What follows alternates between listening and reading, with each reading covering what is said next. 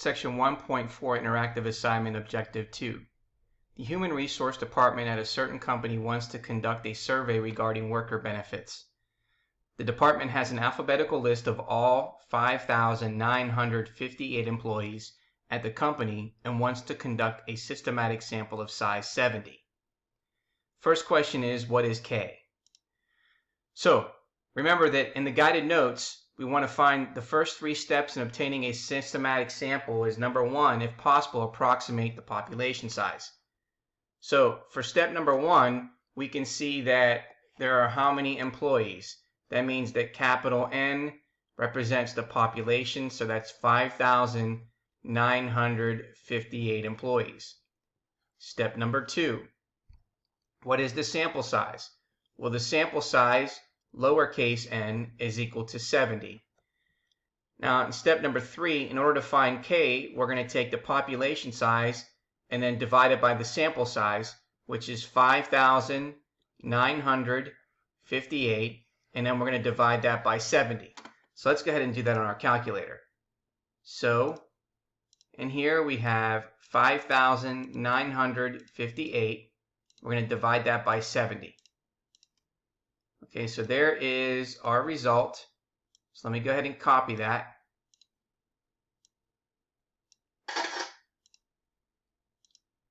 Okay, so we can see that we end up getting the value of 85.11.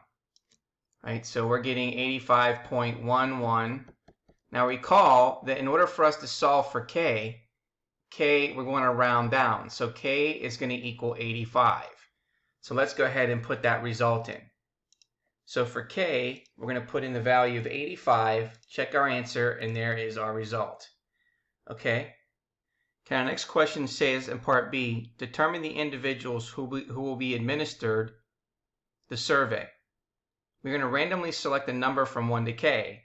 Now, suppose we randomly select 7. So starting with the first individual selected, the individuals in the survey are going to be the following. So let's take a look at this here. So in step number 4, okay, we are told that the value of P in our problem is 7. So therefore P is going to equal 7.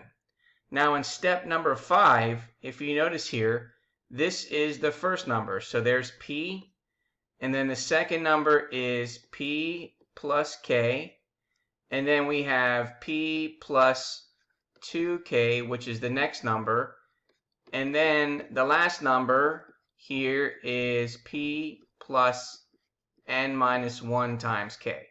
Now, we know from back in step 3 that K is equal to 85. So what that means is the first number here is 7. Okay, this is going to be P plus K, which is 7 plus 85. And this one is going to be 7 plus 2 times 85. Dot, dot, dot. And then we're going to have 7 plus, well, what is the value of lowercase n? Well, going back up here, we know that lowercase n in step number 2 is equal to 70. So we know that n is equal to 70, so this is going to be 7 plus 70 minus 1 times the value of K, which is 85. And now what we're going to do is we're going to go ahead and then solve these problems. So let's go ahead and do that. So we know that we have 7 as our first number. Okay, if we take 70 and then, 7 plus 85 is going to give us 92. So 7 plus 85 is 92. So our second number is going to be 92. Okay, the next number is going to be 7 plus 2 times 85, which is going to give us 177. Let's verify that. So 7 plus 2 times 85. And that gives us 177. Dot, dot, dot. And then the next number, we're going to get 7 plus 70 minus 1 times 85, which is going to give us 5,872. Let's go do this on a calculator. So it's 7 plus, in parentheses, left parentheses, we have 70 minus 1 with a right parenthesis, and then we're going to multiply that with a left parenthesis, 85 and a right parenthesis, and then we get 5,872.